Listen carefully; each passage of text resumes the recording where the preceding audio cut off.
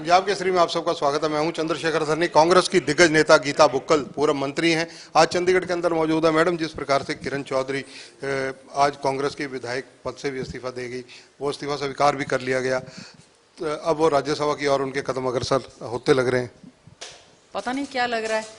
मैं तो कह रही हूँ कि बीजेपी हमेशा इंपोर्ट करती रहती है और अपने लोगों को एक्सपोर्ट करती रहती है, भेज देती है, उनके मान सम्मान को सुनती नहीं है।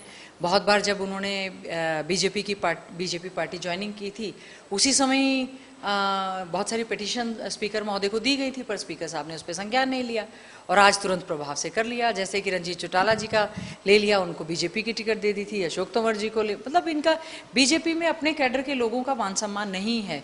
और जहाँ तक किरण चौधरी जी की बात है, कांग्रेस पार्टी ने उनको हमेशा ही मान सम्मान देने का काम किया था। कैबिनेट मंत्री, सीएलपी लीडर, डिप्टी स्पीकर, हमेशा उनका मान सम्मान रहा। यहाँ पता नहीं बीजेपी से वो संतुष्ट हैं कि नहीं है।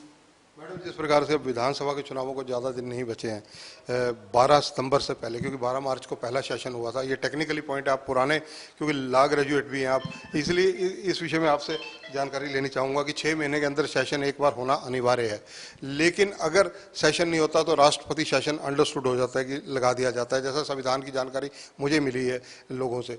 तो ये सरकार अगर सेशन नहीं बुलाती, आपको क्या लगता है कि बुला सकती है या नहीं? सरकार तो सेशन बुलाना ही नहीं चाहती, क्योंकि मुख्यमंत्री का चेहरा बदल दिया, मंत्रिमंडल का चेहरा बदल दिया, घोषणाओं पे घोषणा कर रहे हैं, कर कुछ रहे नहीं है, केवल घोषणा मंत्री के रूप में सारी जगह घूम रहे हैं। लोग बड़े नाराज़ हैं, कर्मचारी हैं, चाहे बेरोजगार युवा हैं, आंगनवाड़ी बहनें हैं, सभी बड़ा ही रिजेंटमेंट है। गरीबों में, दलितों में, महिलाओं में, शिक्षण संस्थाओं में कोई भर्तियां नहीं की हैं। सरकार के तो जाने के दिन आ गए, लगातार घोषणा करते रहे, कोई नोटिफिकेशन नहीं हुआ, उस पर कोई भी कार्य नहीं हुआ। टेक्निकली हम लोगों ने भी बहुत सारे क्वेश्चंस यहाँ पर देने का काम किया था। हम तो उम्मीद कर रहे थे कि सरकार जो है सेशन बुलाएगी और स्पीकर महोदय को इस चीज़ में देना चाहिए और सरकार को भी संज्ञान इस बात पे लेना चाहिए। पर इनका बस चलता तो ये तो चुनाव ही ना करवाएं।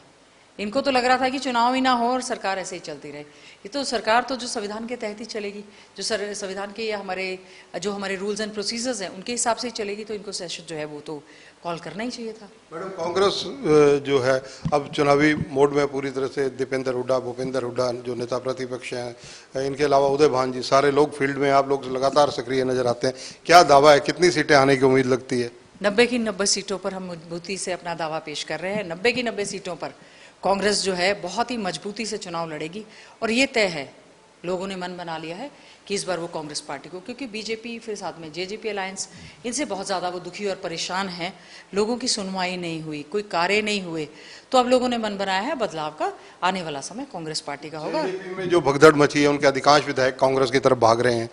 पहले से ही जेजेपी का कोई कैडर नहीं था। पहले लोकदल से जेजेपी टूट गई, फिर जेजेपी ने जितने लोगों को भी टिकट दी वो तो सारे के सारे कांग्रेस पार्टी से या दूसरी पार्टियों से आए थे, उनका तो ओरिजिनल कैडर था ही नहीं।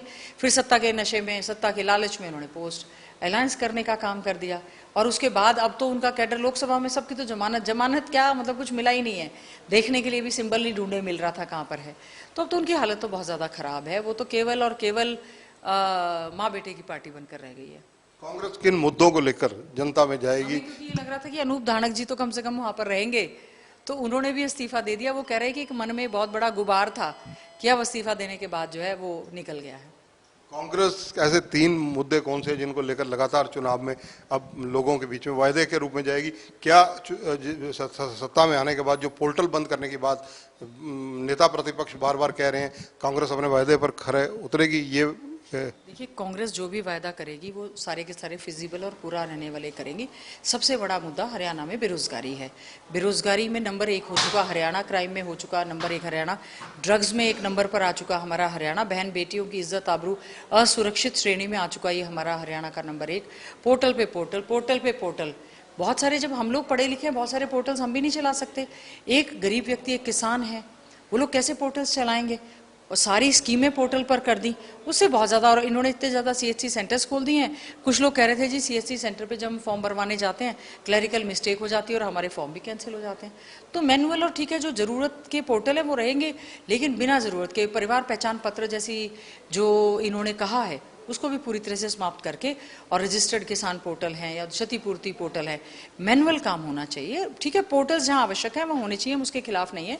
21वीं सदी में बहुत ज़रूरी है। आदरणीय देश के पूर्व प्रधानमंत्री राजीव गांधी जी ने जब ये IT की शुरुआत की थी तो इन्होंने ही उसकी खिलाफत करने का काम किया था। तो हम कोई पोर्टल्स के खिलाफ नहीं हैं, लेकिन अनावश्यक पोर्टल सभी के सभी बंद होने चाहिए। धन्यवाद। तो ये गीता बुक्कल जो पूर्व मंत्री हैं, कांग्रेस के दिग्गज नेता हैं, जो पोर्टल जरूरी नहीं है वो बंद किए जाएंगे, ये वायदा कांग्रेस का जो नेता प्रतिपक्ष ने किया उसको दोहराते हुए तथा ये दावा करते हुए कि 90 में से अधिकांश सीटों पर इस बार कांग्रेस जीत कर आएगी। कैमरामैन संजय सिंह के साथ चंद्रशेखर धरनी, पंजाब केसरी टीवी, चंडीगढ़। हमसे जुड़े रहने के लिए हमारे YouTube चैनल को सब्सक्राइब करें और नई वीडियो की नोटिफिकेशन के लिए बेल आइकॉन को दबाएं। अगर आप ये वीडियो Facebook पर देख रहे हैं तो लाइक जरूर करें और ज्यादा से ज्यादा शेयर करें। धन्यवाद।